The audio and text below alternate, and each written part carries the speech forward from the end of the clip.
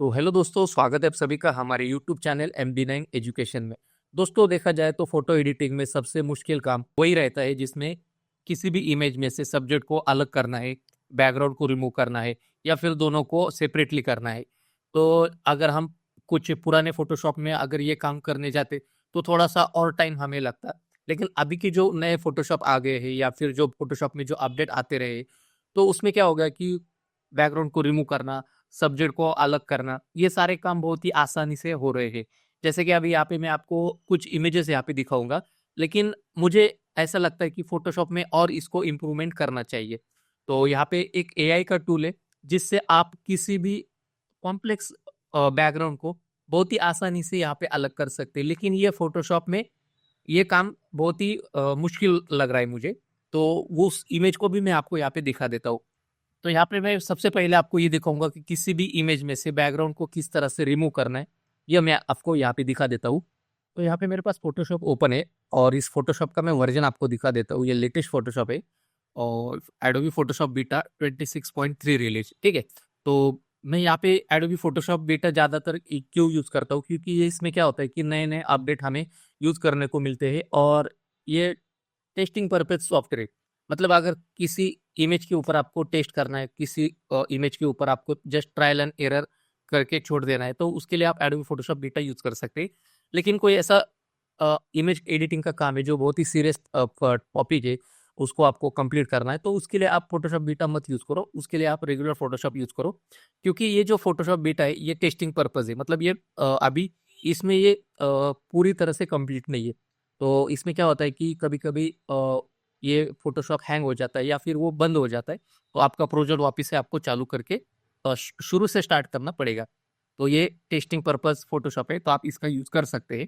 अभी यहाँ पे हम लेटेस्ट फ़ोटोशॉप यूज़ कर रहे हैं, तो इसमें क्या होता है कि अगर किसी भी इमेज का बैकग्राउंड हमें रिमूव करना है, तो हम सिंपल यहाँ पे कि कोई भी जो सिलेक्शन का टूल है, उसको हम यहाँ पे सेलेक्ट कर सकते हैं। जैसे कि हमने यहाँ पे लासो टूल सेलेक्ट किया।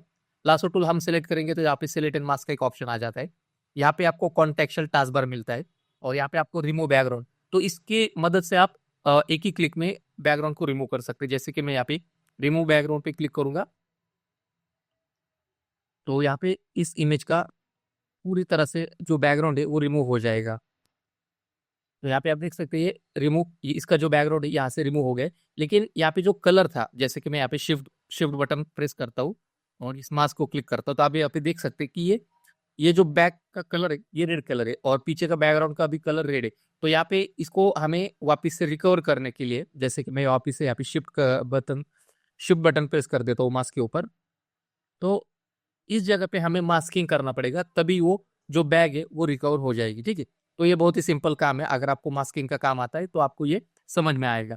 अभी जैसे कि ये एक इमेज है, इसमें भी हम सेम उसी तरह से काम कर सकते हैं। जैसे कि मैंने यहाँ पे रिमूव बैकग्राउंड को क्लिक किया कॉन्टेक्स्चुअल टास्क बार की मदद से, या फिर हम यहाँ पे इसको लॉक को हटा देंगे और यहाँ पे प्रॉपर्टी पैनल में आप देख सकते हैं कि यहाँ पे रिमूव बैकग्राउंड का एक ऑप्शन है क्विक एक्शन में, तो इसकी मदद से भी आप रिमूव बैकग्राउंड कर सकते हैं।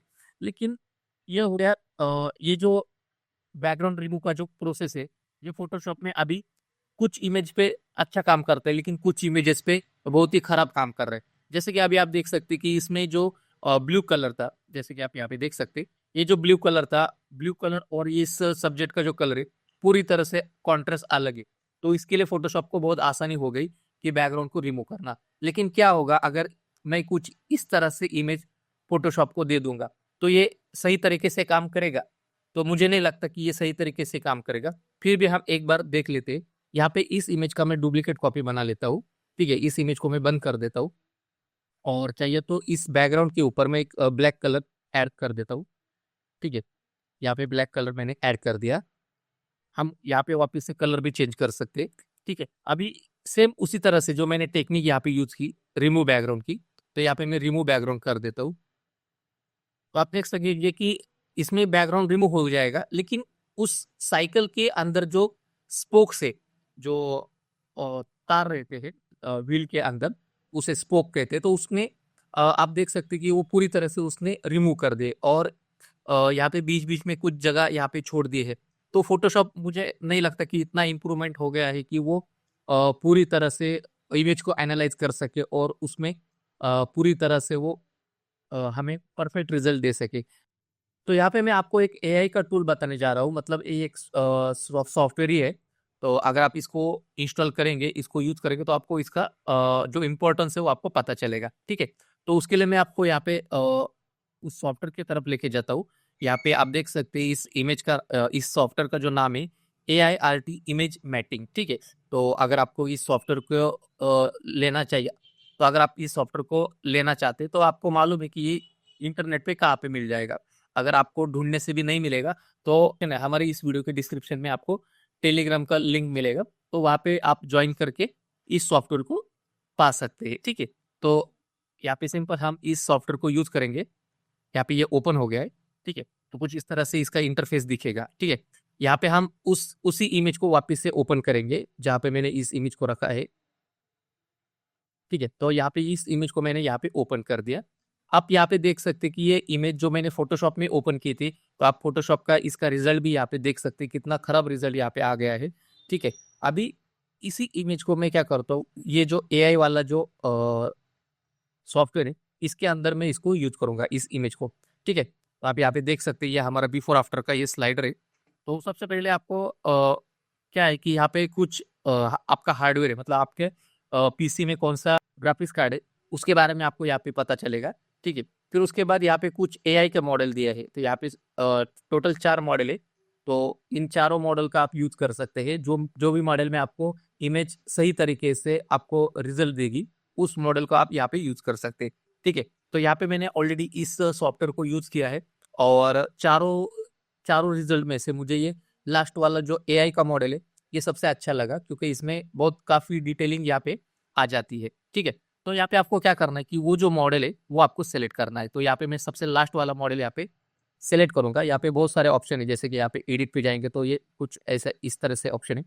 तो आप इसको यूज़ करना चाहते हो तो यूज़ कर सकते हैं। लेकिन मैं यहाँ पे सिंपल यहाँ पे ये जो 4 नंबर का मॉडल मैंने यूज़ किया है, इसको मैं सेलेक्ट करता हूँ और नीचे आता हूँ। नीचे आने के बाद यहाँ पे सिंपल आपको यहाँ पे क्या करना है, स्टार्ट कर देना है, ठीक है? मैं जैसे यहाँ पे स्टार्ट कर दूँगा, तो ये मॉडल को एनालाइज़ करेगा और आपकी इमेज को भी ये यहाँ पे रीड करेगा।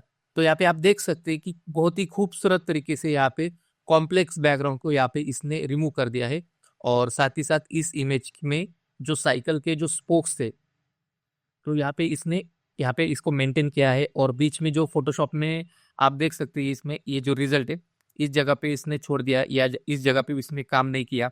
तो इस एआई का जो टूल है, इसमें बहुत अच्छा तरीके से यहाँ पे काम हो गया है।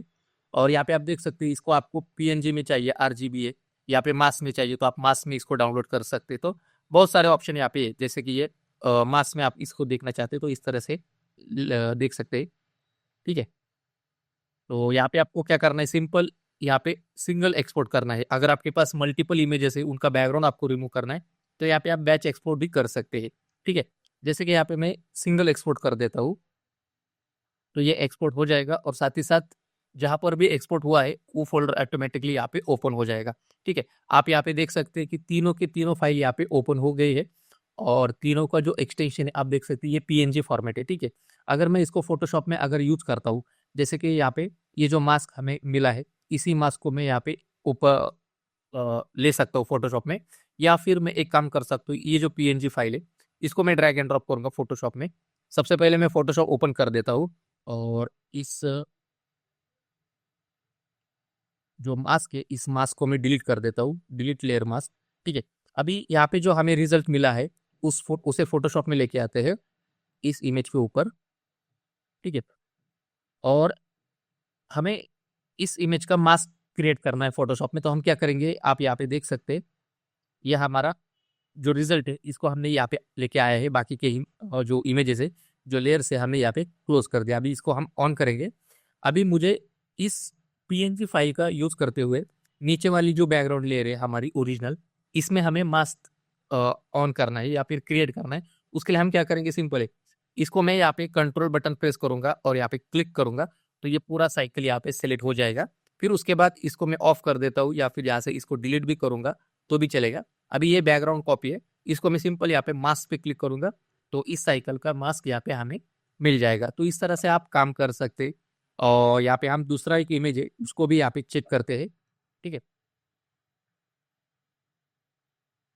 यहाँ पे कुछ बने बनाए कुछ उस एआई का जो सॉफ्टवेयर है उसमें कुछ इमेजेस यहाँ पे दिए हैं उन्होंने।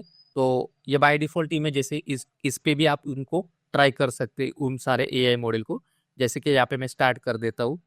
तो यहाँ पे ये जो इमेज है जेली फिश का, तो इसमें जो बैकग्राउंड है ये पूरी तरह से ब्लैक कलर है। ठीक है, तो ये किस तरह से काम करता है ये भी हम यहाँ पे देख सकते हैं। तो यहाँ पे आप देख सकते हैं कि ये कुछ इस तरह से यहाँ पे इसने काम कर दिया है। यहाँ पे दूसरे भी इमेजेस है, जैसे कि ये एक इमेज है। ठीक है, इस इमेज को हम चाहिए तो यहाँ पे मॉडल चेंज कर देते हैं, अल्फा स्टैंडर्ड वर्जन 2 ये रख देते हैं और यहाँ पे स्टार्ट कर देते हैं। तो यहाँ पे आप देख सकते हैं ये यहाँ पे कुछ ही सेकंड में इसने बैकग्राउंड को यहाँ पे रिमूव कर दिया है। यहाँ पे हम चाहिए तो हमारी जो भी इमेजेस है उसको भी यहाँ पे हम ले सकते हैं, जैसे कि यहाँ पे ये इमेज है या फिर ये इमेज है। ठीक है, जैसे कि ये हमारी ओरिजिनल इमेज है। ठीक है, इस इमेज के ऊपर हम इसको चलाएंगे। जो लास्ट वाला मॉडल है उसको हम सेलेक्ट करते हैं, सॉलिड मैट वर्जन 2, और यहाँ पे स्टार्ट कर देंगे। तो यहाँ पे इस मॉडल ने भी यहाँ पे काम कर दिया है, तो आप देख सकते हैं बिफोर आफ्टर। ठीक है, बहुत खूबसूरत तरीके से इसने बैकग्राउंड को रिमूव कर दिया है। ठीक है, तो इस तरह से इस एआई सॉफ्टवेयर का भी आप यूज कर सकते हैं जहाँ पर बहुत ही कॉम्प्लेक्स सिचुएशन आती है, सब्जेक्ट बैकग्राउंड को सब्जेक्ट से अलग करना।